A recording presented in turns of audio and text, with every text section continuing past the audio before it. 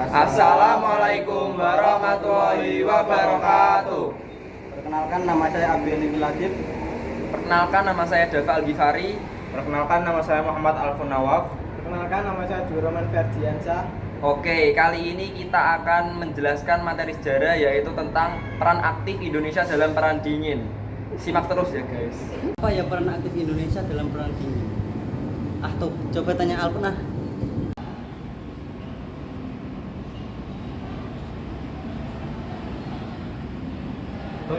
Aku mau tanya nih. Nanya apa? Tentang pelajaran atau apa? Iya, pelajaran sejarah soalnya. Nah, apa sih peran aktif Indonesia dalam Perang Dingin? Nah, peran Indonesia dalam Perang Dingin itu salah satunya ada gerakan non-blok. Gerakan non-blok ini berlatar belakang sebagai kelanjutan dari KAA. Beberapa negara setuju untuk membentuk suatu organisasi yang benar-benar bebas dari pengaruh dua negara adidaya, yaitu negara Amerika dan Uni Soviet pada masa itu. Gerakan non-blok ini berdiri pada tanggal 1 September 1961 di Beograd, Yugoslavia. Tahu? Ya. Nah, gerakan non-blok ini didirikan oleh Presiden Soekarno dari Indonesia, Presiden Joseph Broz Tito Yugoslavia, Presiden Gamal Abdel Nasir Mesir, terus Perdana Menteri Pandit Jawaharlal Nehru dari India, dan terakhir Presiden Kwame Nkrumah dari Ghana.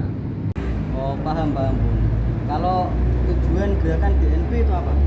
Nah, tujuan GNP itu antara lain memelihara perdamaian dan keamanan internasional.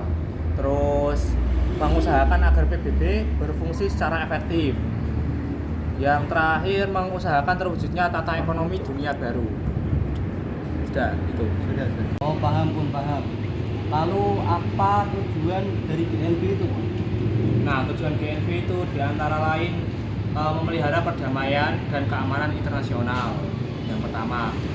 Terus mengusahakan agar PBB berfungsi secara efektif, mengusahakan terwujudnya tata ekonomi dunia baru.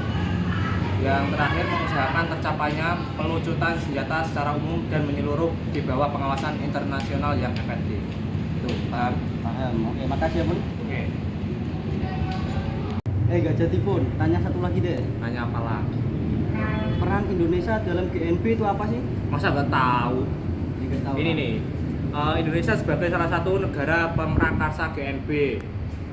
Kemudian Indonesia sebagai salah satu negara pengundang pada KTT 1 GNP di Beograd, Yugoslavia.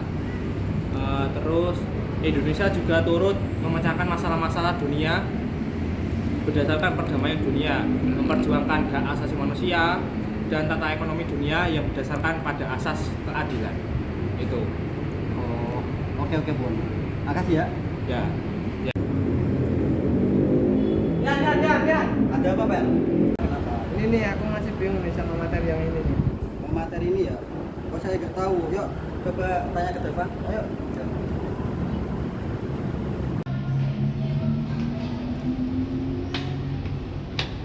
Ada Dava tuh, tanyain yuk. Hei Dava.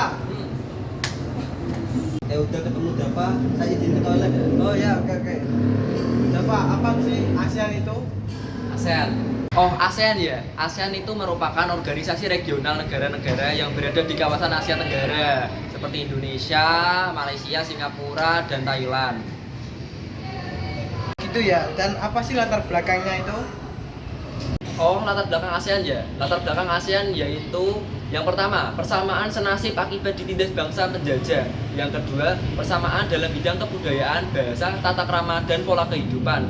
Yang terakhir, yang ketiga yaitu persamaan letak geografis yang strategis dalam percaturan politik dan ekonomi internasional. Oh, kalau yang memprakarsai berdirinya ASEAN siapa ya? Dan apa tujuannya? Oh, kalau yang memprakarsai berdirinya ASEAN ya? Iya. Yang pertama yaitu Adam Malik dari Indonesia. Yang kedua, Tun Abdul Razak dari Malaysia. Yang ketiga, Narciso Ramos dari Filipina. Yang keempat, S. Raja Ratnam dari Singapura. Dan yang kelima, Tanat Khoman dari Thailand. Oh, kalau maksud dan tujuan organisasi ASEAN yaitu yang pertama, meningkatkan stabilitas, keamanan, dan perdamaian di kawasan Asia Tenggara. Yang kedua, mengadakan kerjasama dalam bidang pertanian, industri, perdagangan, dan komunikasi. Yang ketiga yaitu menyediakan fasilitas latihan dan penelitian bagi negara-negara di kawasan Asia Tenggara. Gitu. Kalau peran Indonesia dalam ASEAN apa sih?